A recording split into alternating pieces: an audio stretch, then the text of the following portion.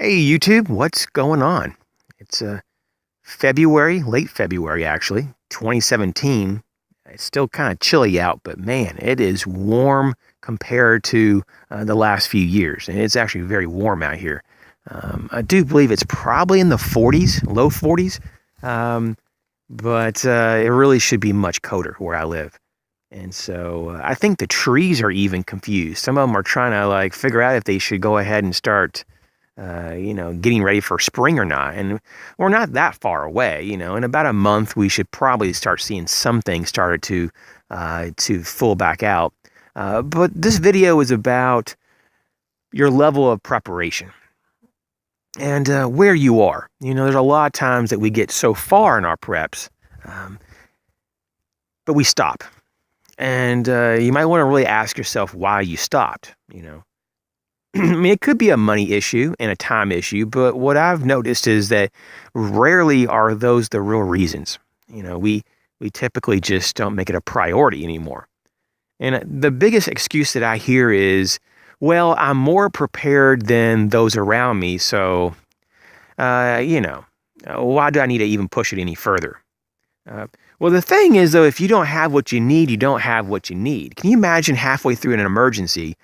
You look at your kids and say, "Oh, sorry, I didn't prep enough food, so yeah, we're not going to have supper tonight and breakfast tomorrow." Or can you imagine, like during a medical emergency, you look to a loved one that's bleeding out and say, "Well, you know what? I never got those trauma kits, and thus I don't have a tourniquet, and so we're just going to have to try to make do with what we have. Here's a belt, here's some bandanas tied together. Let's try to stop that bleeding."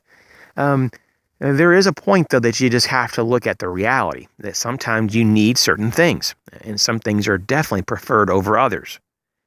So the first here is to finish at least your core preps. If you've stopped along the way and put a pause on that, I implore you to pick up where you left off, make a real plan and a timeline, and accomplish that. Create a nice foundation for future prepping. It'll give you a peace of mind. And this is something that people don't talk about a lot because not a lot of people actually get to that point. When you actually get to that point that you have real peace of mind, that you could literally shelter in place in your home for many, many months, if not possibly even over a year, there is a great calm that you'll get about yourself. You'll feel very settled. At least I know I do. Like, I really don't have to even leave the house for many, many months. I mean, I don't want to actually talk about my level of capability, but I think that if you can go like 5, 6, 8 months without even having to leave the house, in worst case scenario, that should probably give you some level of calm and peace of mind. And so all I want to do is just, promote that so that you can feel that as well. And lastly, if you can imagine a circle, and on the rim of this circle, imagine that's where the general population is. And they kind of they walk on the rim of that circle, and they walk around and around. And during peace times, or normal times, if you will, they walk at a decent pace. They're just kind of relaxed and walking in circles there. And the general population during a crisis, it could even be something like a really bad storm coming in and people are running and panicking to get their groceries and top off their gas in their vehicle and all this stuff. Or it could even be a lot more serious thing. Maybe like right after a hurricane, people are all panicked and they don't have electricity and there's no food and no fresh water and so forth. But whatever it is, that rim of the circle is kind of dangerous, wouldn't you say? And so as preppers, I invite you to come where I'm at, and where I live is in the middle of the circle. I live in the middle of that circle, and I'm not really affected, just like a lot of other preppers that live in the middle of the circle with me. We're not affected with the rat race of life. It's almost like a healthy type of dissociation from society. That you don't have to run and do anything. There is no panic and fear because you already have contingencies, plans, abilities set into place. And that's a really good place to be in your life. That's very cool. Just like having, a plan for retirement. Can you imagine if you're 70 years old and you're wanting to stop working, right?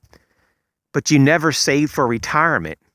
Well, you may say, what about Social Security? But like I know, you pretty much can't live off just Social Security.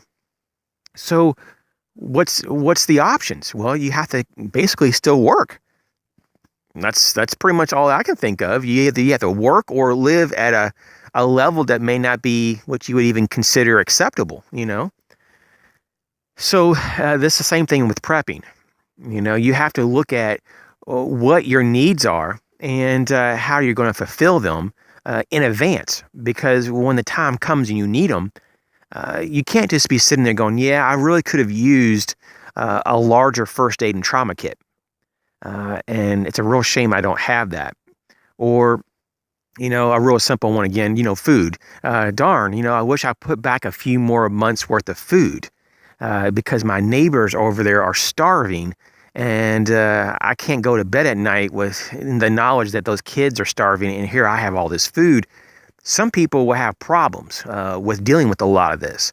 And so for example, if you know that maybe your most immediate neighbors, the neighbors that you love and cherish, unfortunately, they don't prep. And there's a really bad issue that happens, an emergency or disaster, a crisis, a calamity of rare but epic proportions. And they're going without food and they're starving, literally starving to death. Of course, this is something that hopefully would never happen, but it could. And it does sometimes around the world. You may give them some of your own food, possible. Or you could have just thought ahead and said, okay, I have extra food for them just in case. And it may not be that much. It may not even take up that much space. Maybe you have a little, open section in a basement or even in a shed that you can just take a few things, a few buckets of dried food and put it in there and, and it's good for decades. Maybe it's freeze dried, and maybe for a small investment of a few $100s, you're able to really mitigate suffering and possibly even death to other people. And can you imagine how that would feel? How happy you would be to hand over that food to keep your neighbor's kids at least from suffering or from death? I mean, these are things that once again are not most likely going to happen, but they could. And if we're in that position, wouldn't that be great to at least have thought about this a little bit? We don't have to think about this every day. And I want to caution people who just dwell on these things. I want to be upfront that I don't think about this a lot. I just know that sometimes it's best, though, to acknowledge the realities of the world and at least have one good, brainstorming session and get it on paper if you wish, but basically have a plan. And if you want to revisit that plan once a year, I think that's a smart idea. But you don't have to think about this all the time. I mean, prepping is not some kind of fear-based response. Prepping is not fearful, but it is a way to actually enjoy our lives even more. Because if we have what we need in bad times, then we're avoiding all this suffering and needless pain. And it doesn't need to be. Because we have God-given minds, the ability of forethought. I mean, think about all of these abilities that we have. And a lot of times we don't even use half of the facilities that are given to us. Our abilities in terms of our talents. I mean, think about all the things that we're actually good at and how many times we actually use them. Isn't that crazy, though? Isn't that just almost disgusting about how much we waste? Just in terms of our abilities, not even talking about the waste that we do, like with our food and just driving around and burning up different types of energies and keeping lights on in the house all day and night. And I mean, I'm not saying that I'm not guilty of this. I'm just saying that in general, we are kind of sloppy. A lot of us, not all of us. And I think I'm sure that a lot of us are good people, but we have to admit that we can do things better if we want to. But a lot of us don't choose to. I have really good neighbors for the most part, but I mean, I see them with their porch light on, all day and night. I see them, make multiple trips, and this is their right to do it. but they'll go up to, the nearest town where I live, anywhere from 3 to 5 times in a day is kind of normal for some of my neighbors. Some of them are retired. And I think it's just they have nothing to do, so they just kind of go out for little drives. And that's cool. If that's what they want to do with their time, who am I to say? But if you're someone that's trying to be conserving energy, I would set it up so maybe like every 2 or 3 days, I'll make a trip into town and get what I need or socialize and then come back. And instead of making all these trips. And that's pretty common to a lot of people I know, is that they don't think out their outings. They just have very narrow thinking. Okay, I don't have any groceries, so I have to go get groceries. They go get groceries, they come back home, and they're like, man, I should have gotten gas. Well, I have to go and get gas now. And then they'll make a separate trip just to get gas, only to come home to realize that they forgot to get a movie, at what is it called, the Red Box or whatever. I don't even watch movies, but they forgot to get a movie or something somewhere, or they forgot to go to maybe a hardware store to get a certain tool, and they'll make multiple trips in the same. I've seen it so many times. It's almost like, oh my gosh, take 5 minutes before you go anywhere, right? And just get a piece of paper, brainstorm all the things you need, and you'll be surprised about how quick you can knock them out. Because in a lot of places, just like in the previous city that I used to live, all the stores that you typically would ever need is like right next to each other. I mean, you could literally walk to them, boom, boom, boom, boom, and you're done. But yet I had so many neighbors even back then that would make multiple trips. And it's like, wow. And you wonder why you burn up so much fuel, and you have no money because you just are very disorganized. So anyways, hey, thanks for joining me. I wish you the very best in your prepping.